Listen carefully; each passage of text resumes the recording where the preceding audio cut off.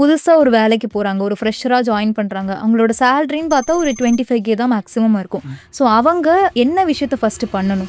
First எடுத்தோனே அவங்க என்ன பண்ணணுன்றத தாண்டி என்ன பண்ணக்கூடாதுன்றத நம்ம ஃபர்ஸ்ட் யோசிக்கணும். சம்பாதிக்கிற காலத்துல நமக்கு ஃபர்ஸ்ட் வந்து என்னென்ன வேணும், வேணான்றது தெரிஞ்சுக்கிறதுக்கே ஒரு 3 வருஷம் ஆகும்.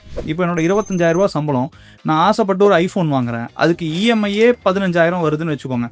அது அடுத்த ஒரு 5 வருஷத்துக்கு நான் கட்டணும் அப்படின்னா, எனக்கு ஒரு வருஷம் கழிச்சு இந்த ஐஃபோன் எனக்கு தேவையில்லைன்னு ஃபீல் ஆகுதுன்னா, அப்ப நான் வந்து எனக்கு வந்து அது ஈஸியா இருக்கணும். ஓகே, அந்த டெசிஷன்லேருந்து நம்ம வெளியே வந்துடலாம். ஃபஸ்ட்டு சம்பாதிக்கிறவங்க என்ன முதல்ல பண்ணக்கூடாதுன்னா 10%க்கு மேலே இஎம்ஐ வாங்கக்கூடாது அவங்களோட சேலரிலேருந்து.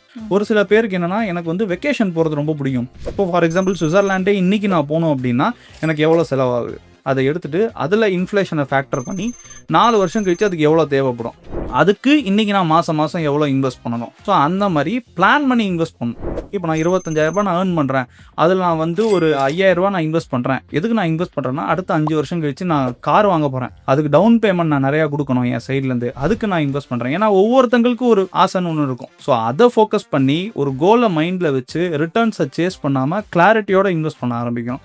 என்னோட இன்ஸ்டாகிராம் சேனலை ஃபாலோ பண்ணிக்கோங்க. நான் Vishal Muralidharan, certified financial planar.